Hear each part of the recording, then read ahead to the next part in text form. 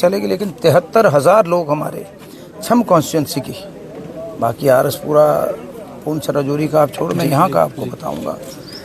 73,000 लोग अपनी जगह से पीछे हटे, कुछ उसमें से आधे अपने रिश्तेदारों की चले गए, यहाँ जिन्होंने कोई ठिकाना बनाया था, बाकी कैंप्स में थे। और हर जगह मुझे लगता है बहुत अच्छा उनका भोजन का बंदोबस्त हुआ।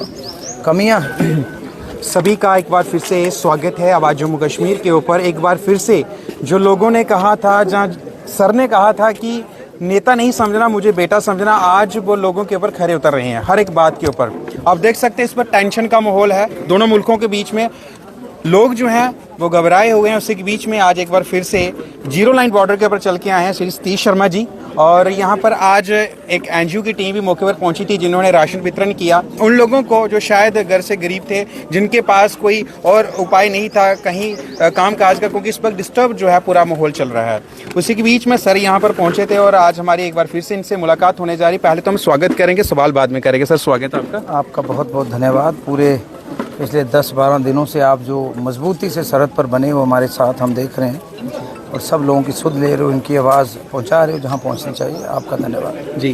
तो सर आज जिस प्रकार से टेंशन का माहौल बना हुआ है, आप जीरो लाइन बॉर्डर पे इस वक्त खड़े हुए हैं, लोग बेसब्री से आपका जहां भी जाते हैं आपका इंतज़ार होता है। क्या मैं तहसील खड़ाबल्ली की बात करूं, कचरियाल की बात करूं, पलांवाला के आसपास के जितने भी इलाके हैं वहाँ पर लोग बेसब्री से इंतज़ार करते हैं। आज लोग एक चीज़ बोल रहे हैं, मैं जहाँ भी जिनसे भी सुन रहा हूँ कि हमें बाकी में जो उन्होंने कहा था वो बेटा बन के हमारा काम कर रहा है। कैसा लगता, कैसा महसूस होता है इन बातों? मैंने आपसे वादा किया था कि हाँ, we will lead from the front. अगर सरहदों पे लड़ना पड़ा हम बंदूक उठा के सबसे आगे होंगे। और पिछले 10-12 दिनों में यहाँ बैठकर गोलों से पहले भी, गोलाबारी से, और गोलाबारी के दौरान भी, और सीज़ फायर का ऐलान होने के बाद भी मैं यहाँ हूँ। और मैं सारा मुबारकबाद देता हूँ। आज का जो कार्यक्रम है ये हमारे अक्षय पात्रा के मित्र हैं, इस्कॉन फाउंडेशन का ये इनिशिएटिव है।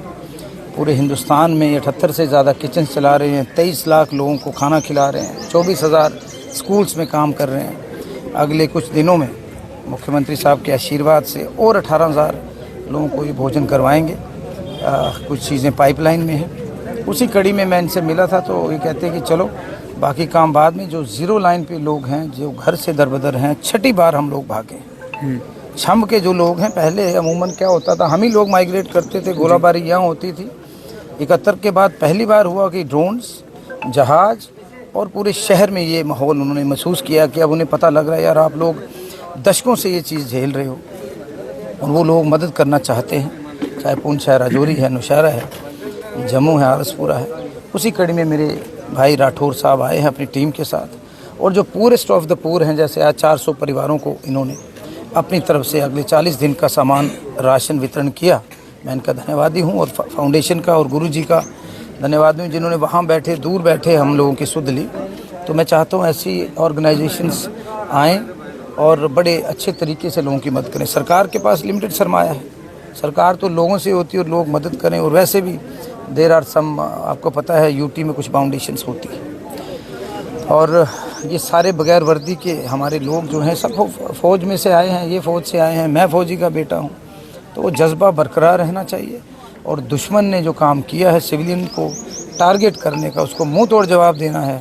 अभी भी लोगों में कहीं ना कहीं भय का माहौल है जी। अभी जैसे कल की बात की जा रही है कि शायद सीज़ फायर जब तक हुआ है तब तक ठीक है, उसके बाद अगर सीज़ फायर का उल्लंघन हो जाता है या टूट जाता है तो फिर लोग जो है डरे सहमे हुए। उनके लिए जो अभी सुरक्षित स्थानों की किस प्रकार से आप देख रेख कर रहे हैं?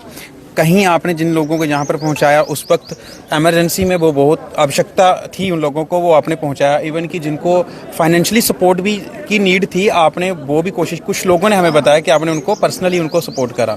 अब जो है जिस प्रकार से अगर कल ये सब कुछ हो जाता है, ये टेंशन वाला माहौल बन जाता है, तो क्या इससे भी बढ़िया कुछ सुरक्षित स्थानों के ऊपर कोई देख रहे हैं आप? देखो, पहले तो हड़बड़ी में हम लोग निकले जी। ट्रांसपोर्ट डिपार्टमेंट ने बेहतरीन काम किया जितना हो सकता था जी। कुछ जगह जहाँ नहीं लोग निकले हैं वहाँ नहीं, गाड़ियाँ पहुँची, लोग निकले जी। खाने का डिपार्टमेंट ने बहुत अच्छा बंदोबस्त, हर कैंप में भोजन प्रोवाइड किया। जो लोग तो रिश्तेदारों के चले गए, लेकिन 73,000 लोग हमारे छम कॉन्स्टिट्यूंसी की, बाकी आरसपुरा पुंछ राजौरी का आप छोड़, मैं यहाँ का आपको बताऊँगा। 73,000 लोग अपनी जगह से पीछे हटे, कुछ उसमें से आधे अपने रिश्तेदारों की चले गए, यहाँ जिन्होंने कोई ठिकाना बनाया था, बाकी कैंप्स में थे। और हर जगह मुझे लगता है बहुत अच्छा उनका भोजन का बंदोबस्त हुआ। कमियां हैं, लेकिन अब हमें अल्टरनेटिव अरेंजमेंट, जैसे लोग कहते हैं बाकी सब छोड़ दो, हमें आप कम्युनिटी बंकर्स या इंडिविजुअल बंकर्स बनाकर, तो उसमें समय लगेगा, लेकिन हम चाहते हैं कि अगर इन केस ऐसी कुछ हो जाती है तो जैसे बाबा मेमल जी देवस्थान में मुझे लग रहा है 10,000 से ज़्यादा लोग वहीं थे। उसके बाद गुगार मजदूर चौकी चौरा के लोगों ने बहुत मदद की, आश्रम्स कुछ थे उन्होंने बहुत मदद की। तो एक दूसरे की मदद से एक दूसरे को कॉम्प्लीमेंट करना है।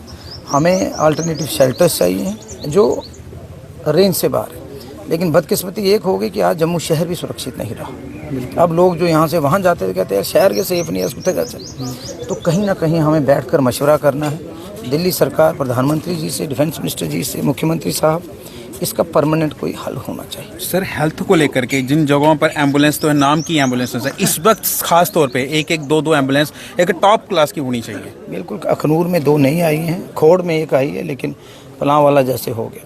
कुछ नहीं होगा, हम इमरजेंसी अपने CDF फंड से छोटी एम्बुलेंस प्रोवाइड करने जा रहे हैं, लेकिन हम चाहेंगे कुछ CSR में बड़ी कंपनीज हैं।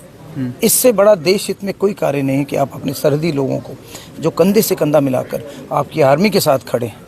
एक तो आर्मी को भी उससे हिम्मत मिलती है और लोगों को भी हिम्मत मिलती है उनकी मदद करने के लिए। देश भर से लोगों को आगे आना चाहिए। अब जाते जाते हमारे दर्शकों को, इस अवाम को, जो भी लोग जम्मू कश्मीर के आपको सुन के पूरे भारत के लोग सुनेंगे आपको, तो क्या मैसेज उनकी हिम्मत के लिए, जो वो डरे हुए हैं, सहमे, उन लोगों को किस प्रकार से जगा के उनको एक ही बात बोलेंगे, भारत की सेना इतनी सशक्त और मजबूत है कि वो दुश्मन को मुंह तोड़ जवाब दे सकती है, और दिया भी है। और हम पीछे नहीं हटेंगे। हम लोग कंधे से कंधा मिलाकर उनके साथ खड़े हैं, और दुश्मन जो टेरर का कारखाना है उनको मुंह तोड़ जवाब देंगे, और उनकी करारी हार हुई है और आगे भी होगी। जय हिंद, जय भारत। बहुत शुक्रिया।